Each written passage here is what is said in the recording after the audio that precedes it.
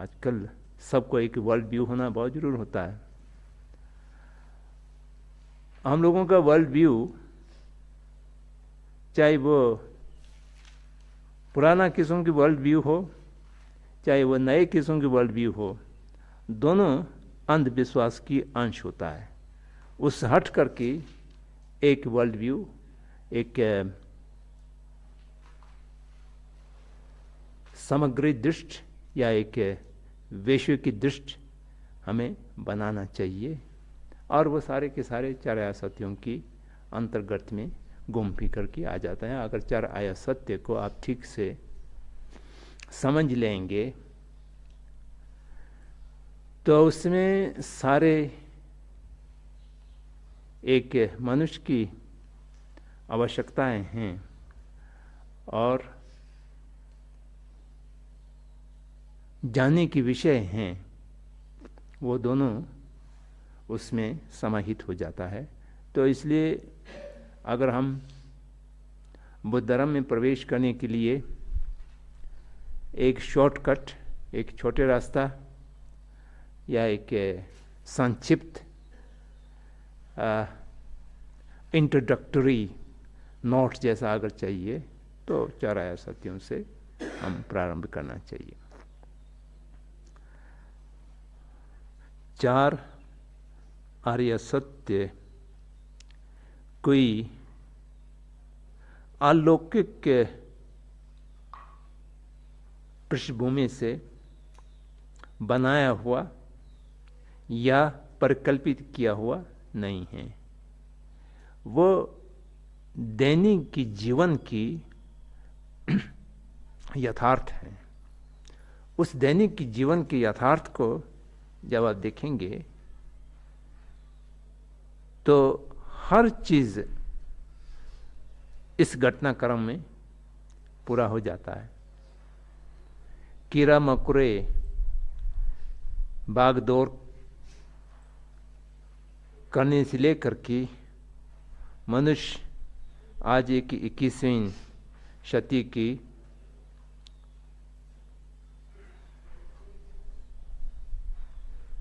Post modern civilisation, पूर्व आधुनिक उत्तर आधुनिक सभ्यता में जो भागदौड़ कर रहे हैं, भागते भागते अधिकांश तो हार्ट अटैक होकर के अपोलो या एस्कॉट में पहुंच जाते हैं। अपोलो जाएंगे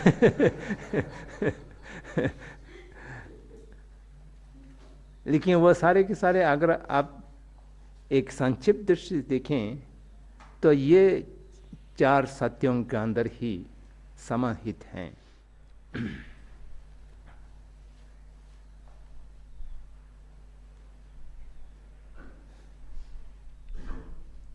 जीवन की यथार्थ को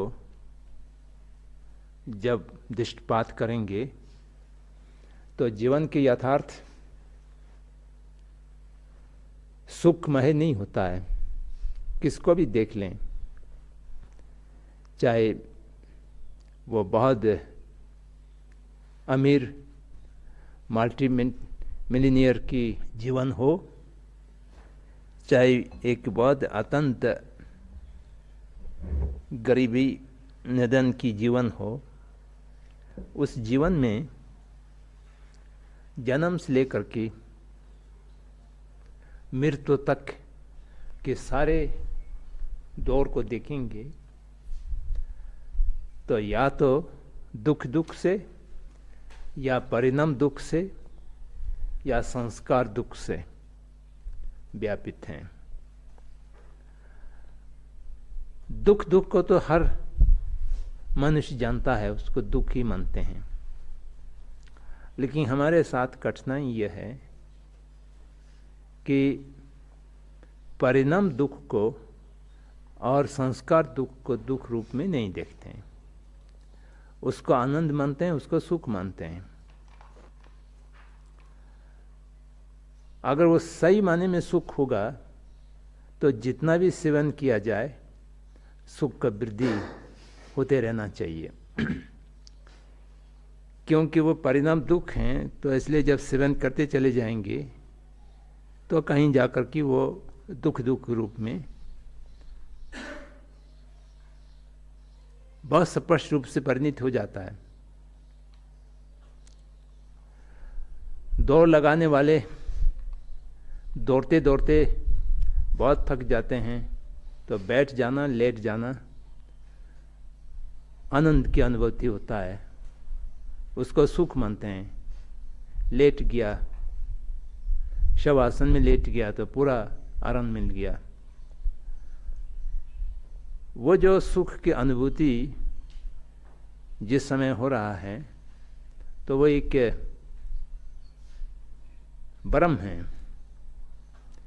क्योंकि एक दूसरा दुख का प्रारंभ वहां से हो चुके होते हैं।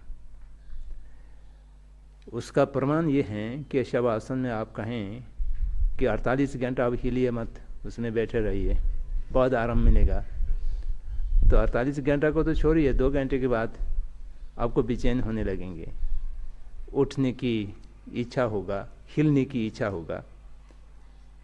तो वह असुविधा और वह बेचैनता का प्रारंभ तभी हो गया था जब आप लेटे थे। तो उसकी संतति आगे बढ़ते बढ़ते वो अपने जो मूल रूप हैं वो सामने आया, तो वहीं दुख है। तो दुख को हम बदलते रहते हैं, एक दुख से दूसरे दुख में जाता है, तो उस जो ट्रांजिशन पीरियड को हमने सुख मान लिया।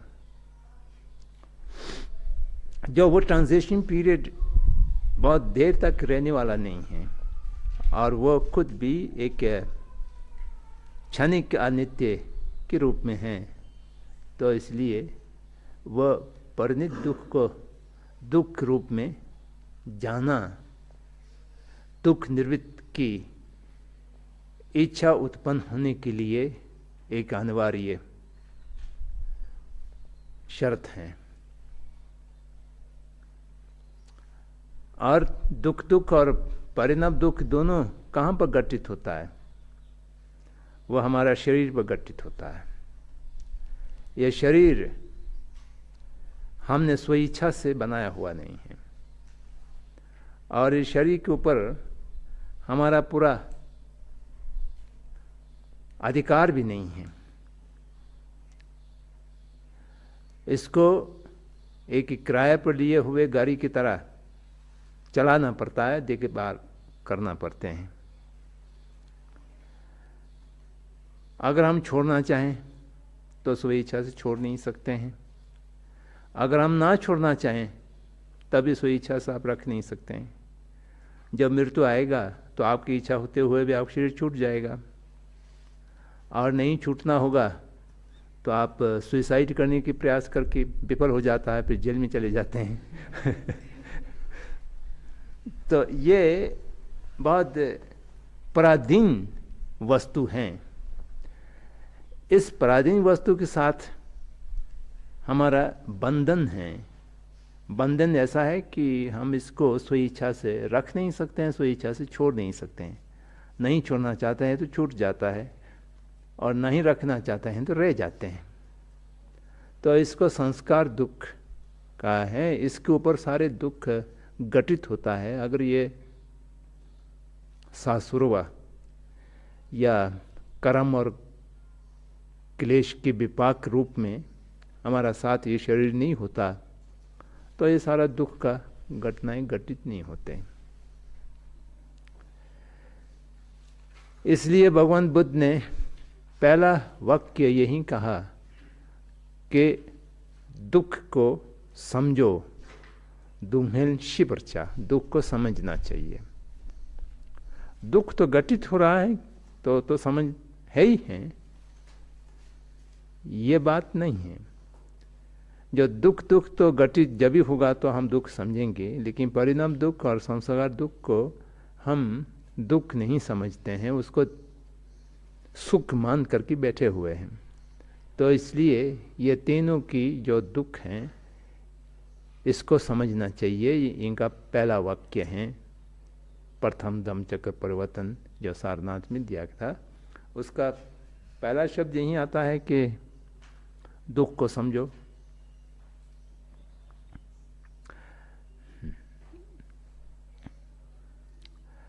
यह कोई मेटाफिजिक्स नहीं है, यह कोई परिकल्पित नहीं है। दुख जो है एक सत्य है, एक तथ्य है, रियलिटी है जो हमारा साथ हैं, उसको कोई नकार नहीं सकते हैं। अगर कोई भी आदमी ऐसा कहें कि दुख एक तथ्य नहीं है, ये मात्र परिकल्पित हैं या साइकोलॉजिकल कंस्ट्रक्शन है, ऐसा कहें या ऐसा कहने पर भी दुख से मुक्ति नहीं हो सकता है। अब दूसरे क्षेत्र पर हम व्यापक करके देखें तो सामाजिक दुख, सामाजिक अन्याय, निदानता, शोषण, आज जो कुछ भी सामाजिक और राजनीतिक क्षेत्र में कार्य करने वाले लोग हैं, वो सब का कम दुख से ही प्रारंभ होता है। सामाजिक कार्यकर्ता समाज में शोषण ना हो, समाज में हिंसा ना हो, समाज में गैर बराबरी ना हो, तो उनका काम ही खत्म हो जाएगा वो बेरोजगार हो जाएंगे। तो उसके लिए गैर बराबरी तो होना चाहिए, और अर्थ के क्षेत्र में काम करने वाला है उसके लिए गरीबी होना बहुत ज़रूरी है, शोषण होना बहुत ज़रूरी है, नहीं तो कहाँ से आप लाभ उठाएंगे। प्रतिस्पर्धा होना बहुत ज़रूरी है, और वो कोई न कोई दुख को लेकर के उसको हटाने के लिए हम जा रहे हैं। ऐसा करके वो दुख से शुरू करते हैं। कोई चुनाव लड़ने वाले हो तो हमको लोगों की सेवा करना है, और लोग बहुत दुखी हैं, असुविधाओं से जल रहे हैं, तो वो दुखी लोगों की सेवा करने के लिए मुझे जीतना चाहिए। और जीतते हैं तो वो आगे के लिए दुखी हो जाते हैं, अगर हारते हैं तो दुखी दुख हैं, उसी समय दुख हो जाता है।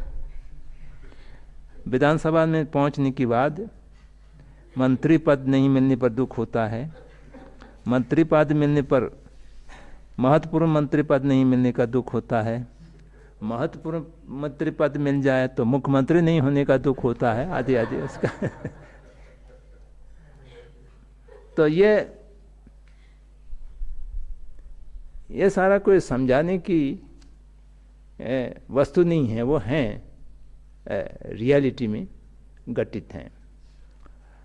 अब इसमें हमें करना क्या है? क्या हम उससे छुटकारा पाना चाहते हैं या हम उसमें ही खुश हैं, उसमें रहना चाहते हैं? ये मनुष्य के सामने दो विकल्प हैं। जब तक परिणाम दुख को, संस्कार दुख को दुख रूप में नहीं देखते हैं, तब तक मनुष्य दुख साथ रहना ही अच्छा समझते हैं और रहना चाहते हैं और रहते हैं।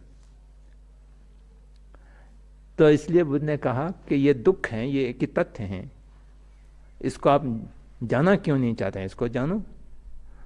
जब दुख को दुख के रूप में जानेंगे तो उसकी दुख निवृत्ति की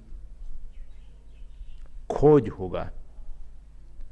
जब दुख निवृत्ति की खोज होगा तब मनुष्य ये सोचने लगेंगे कि क्या ये दुख हटाया जा सकता है? संपूर्ण रूप से समाप्त किया जा सकता है। पूर्णतः सब बीज हम लोग कहते हैं, उसके बीज सहित प्राण करके अब दोबारा ये दुख नहीं आएगा, ऐसा कोई हो सकता है? इस बात में सोचने लग जाता है।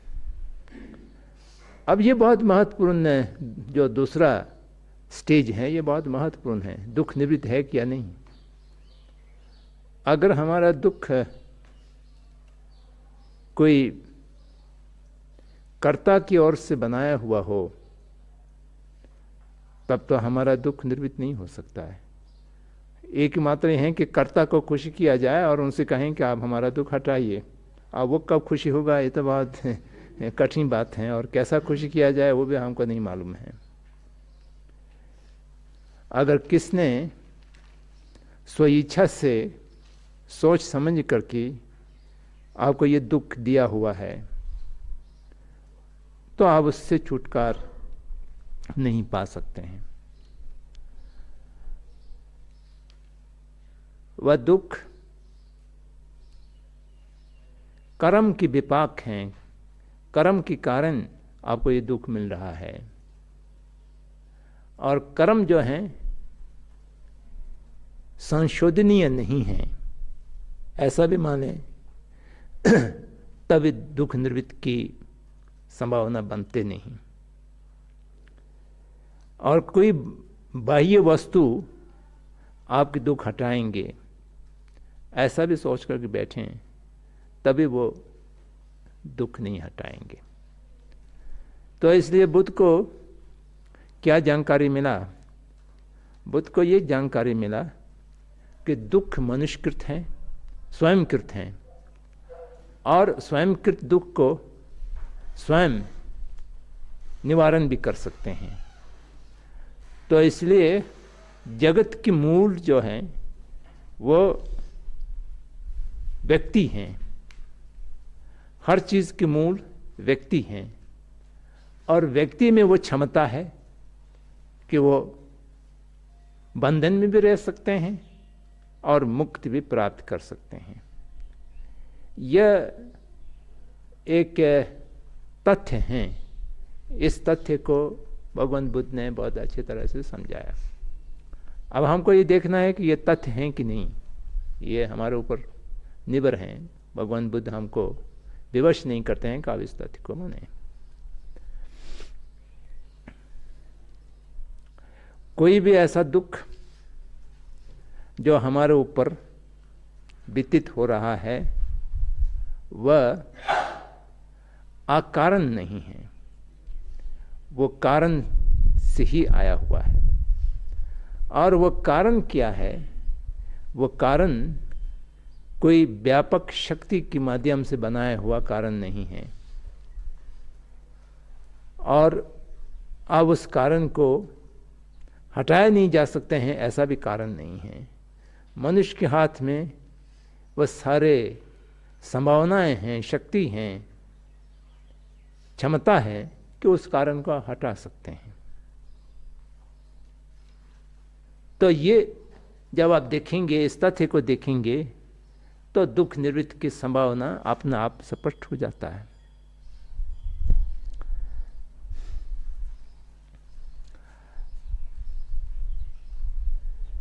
दुख एक सत्य है, उस तरह से दुख समुदय भी एक सत्य है।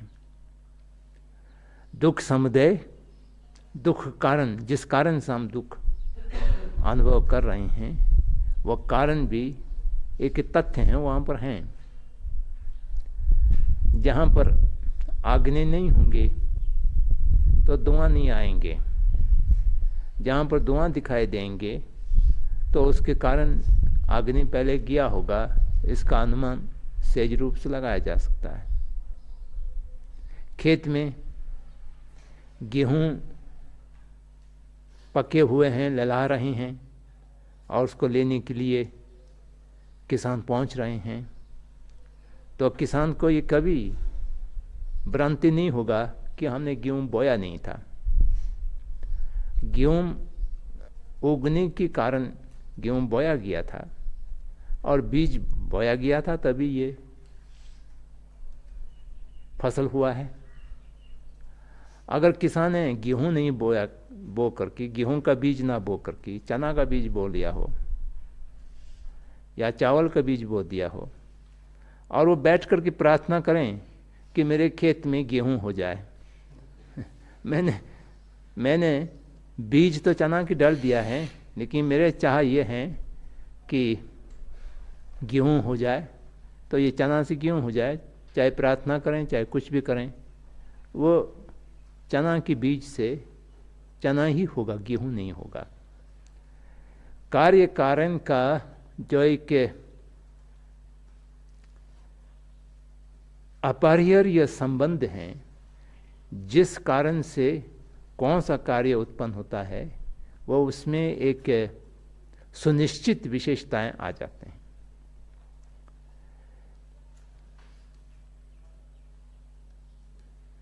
तो दुख की भी ऐसा ही कारण है, और वह कारण भी स्वयं निर्मित हैं, स्वयंकृत हैं। वो कारण कहीं आकाश से नहीं गिर करके आए हैं, कोई कर्ता ने आपको थोपाया नहीं है। कुशल कर्म, अकुशल कर्म या कुशल चित्त संतति, अकुशल चित्त संतति जो अपना आप बनाते रहते हैं, उससे वो सारे आगे की दुख का उत्पत्ति होते हैं।